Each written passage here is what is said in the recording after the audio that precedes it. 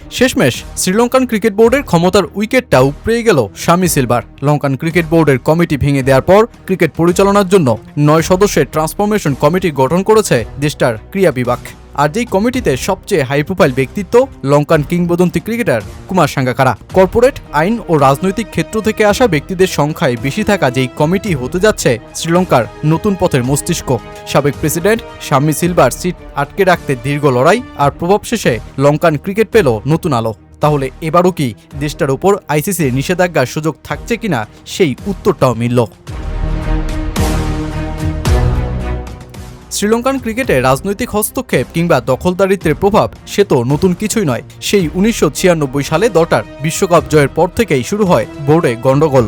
1999 সালে বিশ্বকাপ ব্যর্থতার পর থিলাঙ্গা সুমাতিপালা ও ক্লিপোর্ট রাথওয়াটের দ্বন্দ্ব চরমে পৌঁছলে লঙ্কান ক্রিকেট বোর্ডের সদর দপ্তরে সরাসরি রাষ্ট্রীয় বাহিনী পর্যন্ত হস্তক্ষেপ করে। সে সময় দেশটার প্রেসিডেন্টের আদেশে নতুন কমিটি পর্যন্ত গঠিত হয়, যা ছিল একটি সফল পদক্ষেপ। 2002 সালে আরও একটি নেতৃত্বে পরিবর্তন আসে, তবে মাহিন্দা রাজাপাকসে ক্ষমতায় আসার পর চিত্র বদলে যায়। ক্রিকেট বোর্ড হয়ে ওঠে রাজনৈতিক পছন্দের লোকজনদের বলয়ের কমিটি। 2015 সালেও শ্রীলঙ্কান সরকার ক্রিকেট বোর্ড ভেঙে দিয়ে একটি অন্তর্বর্তীকালীন কমিটি গঠন করেছিল। তখন আইসিসি শ্রীলঙ্কান ক্রিকেট বোর্ডকে পর্যবেক্ষক মর্যাদায় নামিয়ে এনে তাদের তহবিল আটকে দেয়। 2019 সালে ক্ষমতা নেওয়ার পর শামি সিলভার বিরুদ্ধে বিনা প্রতিদ্বন্দ্বিতায় অন্তত 4 বার প্রেসিডেন্ট হওয়ার অভিযোগ রয়েছে। 2023 বিশ্বকাপে ব্যর্থতার পর যখন তখনকার দেশটার ক্রীড়ামন্ত্রী রোশান রানাসিংহে তৎকালীন শামি সিলভার বোর্ডকে অপসারণের সিদ্ধান্ত নিলে আইসিসি থেকে নিষেধাজ্ঞা আসে দেশটার ক্রিকেট বোর্ডের বিরুদ্ধে। যদিও সেবার শামি সিলভার নিজেই সেই সাসপেনশন চেয়েছিলেন। সেবার দেশটার সংসদও শামিকে অপসারণের সিদ্ধান্তকে সমর্থন জানিয়েও সিলভার প্রভাবের সামনে মাথা নত করতে বাধ্যই হয়। তবে এবার ঘরের মাঠে টি-20 বিশ্বকাপে ভরাডুবির পর সিলভা কার্যত একাকী হয়ে পড়েন।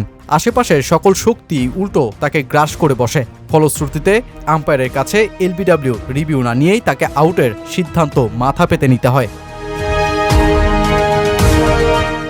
শ্রীলঙ্কার নতুন কমিটির সভাপতি হয়েছেন সাবেক সংসদ সদস্য এরান বিক্রমারত্নে, যিনি রাজনৈতিক দল ছেড়ে যোগ দিয়েছেন এই কমিটিতে। 9 জনের কমিটিতে মোটে 3 জন হচ্ছেন ক্রিকেটার। তাই আবারও প্রশ্ন উঠছে, এবারও কি শ্রীলঙ্কান ক্রিকেট বোর্ডকে নিষেধাজ্ঞা দেবে আইসিসি? বিষয়টা স্পষ্ট করলেন নতুন ট্রান্সফরমেশন কমিটির চেয়ারম্যান নিজেই। আমি অত্যন্ত সম্মানিত বোধ করছি এমন একটি 9 সদস্যের কমিটির নেতৃত্ব দিতে, যেখানে প্রত্যেকেই সৎ এবং দক্ষ। আমাদের তাৎক্ষণিক অগ্রাধিকার হল শ্রীলঙ্কান ক্রিকেটের প্রশাসনিক কাঠামোর সম্পূর্ণ সংস্কার। এই প্রচেষ্টার মূল ভিত্তি হবে নতুন সংবিধান বাস্তবায়ন, যা খেলাটির জন্য একটি আধুনিক ও শক্তিশালী ভিত্তি তৈরি করবে।